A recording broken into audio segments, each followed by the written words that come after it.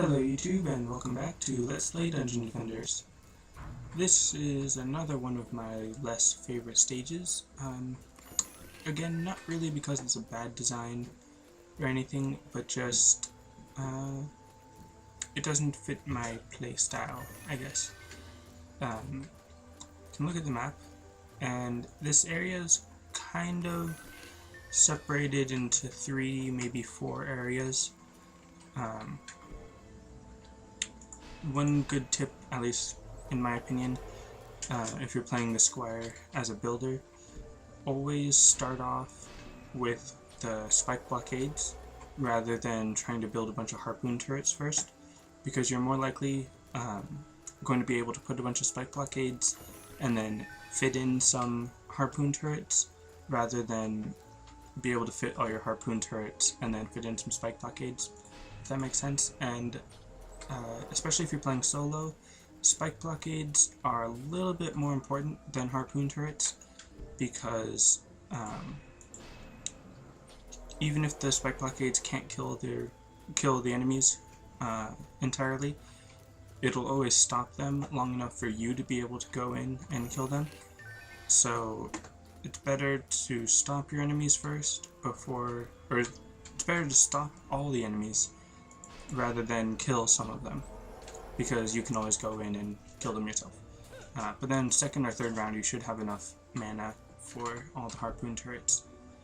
Now, just take a quick look at the map, and for every door you should have at least one spike blockade, more or less.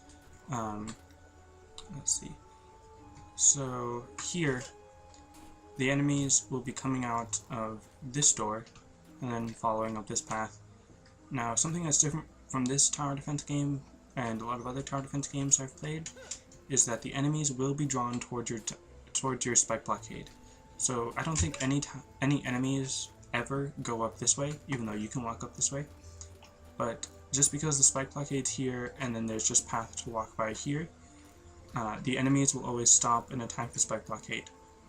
Now, if there's too many enemies, then some of them might kind of come around this way and still attack the spike blockade, but I don't think any will just walk right by it, unless there's a whole bunch of enemies. So you don't need to actually like box them in with your towers, just kind of bait them in with your towers. But I'm going to put the harpoon turret there just to make sure that no massive enemy buildup occurs, and just to keep that part a little safe. Now this area, the spike blockade should be able to get them all. There's no archers, so I'm not going to put a harpoon turret there, because I don't really need it. Now again, here, there's only orcs and goblins, and the spike blockade covers it all, so I'm safe. But on this door, there's a few archers, so I'm going to put a harpoon turret just to get rid of the archers, and it's a nice little corridor for the harpoon turret to get them. I'm going to start the round and walk over to where I think there's going to be some more archers, over on the other side. Now, the reason I don't really like this stage is because, like I said, it's split up into about 3 or 4 different parts, and if you're a builder, then it's not that big a problem. You can always just spread out your defenses and get them all. But if you're a DPS, or basically like a fighter character, someone who uses their or upgrades their abilities to fight them off, I guess. I was distracted by looking at the map. There's not a lot of points where you can cover 2 doors at once, because a lot of the characters, at least in the early levels, they don't have very good mobility, so they can't get around the map very quickly. So if you're going to be covering 2 doors, then you're going to need to be able to go between both of them, fairly quickly, or fairly easily. But in this stage, a lot of the doors, they don't have one good choke point, or like a bottleneck point. So if you were a DPS and you were going to defend this door and that door over there, then you'd have to keep going back and forth, trying to defend it. But of course, if you have your defenses, then they can cover the wide area on their own. Now if you were covering this door, or this little area, this pair, then it's on a different level, like a different floor. So you'd have to be going up and down, either coming through this way, where I am, or going around the back. Both ways take some time, and because the waves, come out at the same time, it can be a little difficult.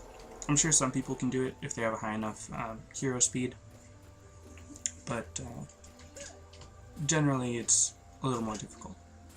Now this area is kind of the exception, where the doors, they're a little bit separated from where they are, like where my defense is here, it's a little separated from this defense over here, but both sides come and sort of meet right on this area, where that door will come and follow this path, while this door will go on the top tier and go this way. But if you had maybe a spike blockade here and here, then there would be a little group of enemies that are stuck in this spot where you can, use your DPS and just fight them off. So this is a good spot for any fighters if you're playing multiplayer and you have builders in other places, of course. Or if you had 3 or 4 people playing as fighters, then that would probably be a good spot for the lower level characters that need a little more help or something. Or at least the slower characters, I guess. So yeah, and now that I have a spike blockade and a harpoon turret in all of those locations, I should be set. Like, that should be enough. And of course, the enemies are spread out throughout the map, so can't really keep an eye on all of them at once, but you can always just check your mini-map to determine where they are. I do have a problem a little bit with this setup, because there's going to be some Dark Elf mages coming, like right there, and like I mentioned in the last video, their skeletons might get in the range of your attacks and get killed, while the actual mages are farther back, so they're not going to be hurt. I don't think that harpoon turret's in a good spot. I think it might just attack the floor, but it's a little unnecessary anyways. What was I saying? So in that spot in particular, it's not the one I was talking about in the last episode, but it does cause a little bit of trouble sometimes when the mage himself is outside of the range of your attacks, but then the skeletons are just kind of tanking for him, I guess, even though they are dying. He keeps resurrecting them. So that's another little issue with this stage, although it's a little more of an issue with my own tower placement rather than the stage itself. Plus, if you have a lightning tower from the apprentice, then that works pretty well, because the chain lightning effect can reach around the corner and hit the mage from the skeleton, unless it happens to be like an electric elemental affinity skeleton thing, because then that'd be bad. But other than that, you could always just go in and kill yourself once the rest of the enemies are gone. And another thing about this level is that there's no ogre or boss.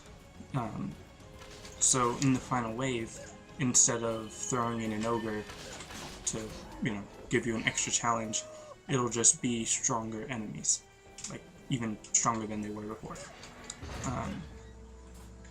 Because now, I'm not sure if I noticed the last time, but there was also orange goblins, or I don't know if last time there were orange goblins, but now this time there are orange goblins. So yeah, that's just something you have to look out for, and that now the enemies are stronger, so even if your defense is last round, we're totally fine. This round they might not be quite as good, but I'm fairly confident in my setup, and if anything goes wrong, I can always just go in with my sword and take care of it myself. Now this area right here, I like to kind of refer to it as like the servant's quarters pit, because this map level, I think it's called the servant's quarters. This little area down here I sort of refer to as the pit, just because so many enemies can sort of mass up right there, especially if you have like a spike blockade right here to cover that door. And a lot of people, I'm guessing, would probably think to use a bowling ball turret right there, because the bowling ball turret kind of just shoots down and forward and then bounces around. So in that little closed quarters, you could easily just shoot down that narrow doorway and then, you know, hit them with the bowling ball. But again, it goes back to the idea that the bowling ball will bounce around for a little bit, but it doesn't have any like infinite pierce or anything. So the harpoon turret, if it's a little farther back, give them a little more room to come out, then that gives you a better vantage point for attacking multiple enemies at once. Now, another thing that isn't really a problem right now, whenever you increase the health of your defenses by putting stats, or putting your points into that stat or whatever, like leveling up I mean, whenever you do that, it'll increase the maximum health of your defenses, but it won't increase the current health of your defenses. So, like for example, hypothetically, you have 3,000 health on your Spike Blockade, and then you increase your HP stat by 10, and then now you have 4,000 max HP on your Spike Blockade. Your Spike Blockade will still only have 3,000 current health, but then it will have 4,000 max health. So if you're just looking at it, it'll look like it just took a bunch of damage or got hurt or something, but really you're just gaining more maximum health and not necessarily losing your current health, if that makes sense. So another good thing is that even though the enemies can and sometimes do come down and attack these towers, as long as these towers aren't attacking them, they're just going to stay up on that top path. Although the Dark Elf Mage, it does target you, or prioritize you. And also, like I said, the enemies are stronger, now the goblins are red to show their increased power. But also, like I said, my defenses are pretty good the way they are. And in that top left corner on the map, you can tell, there was a Dark Elf Mage there, and it was a problem a little bit, I guess. But my defenses were placed well enough, and this archer got through, because here, they can kind of come off and stand on these tables, which means that the harpoon turret that I put over here on the stairs, I probably should have put them a little farther back, just in case any enemies fell off the edge and started going towards my crystal, like you just saw. Also, another thing that I probably should have mentioned earlier is that there are 2 crystals in this map. The first 4 levels have 1, the next 4 levels have 2, and then the next 4 levels have 3. Then pretty much every other level has 5. I mean, not 4. I mean, not 5, they have 4. So yeah, that's something to keep aware of. Another reason why this level's a little difficult, because it's kind of split in half as far as lower floor and then upper floor with the 2 crystals, but then it is kind of split in 3s, maybe even 4s, depending on how well you can defend multiple doors. Alright, so that's it for this episode. Thanks for watching, and I'll see you next time.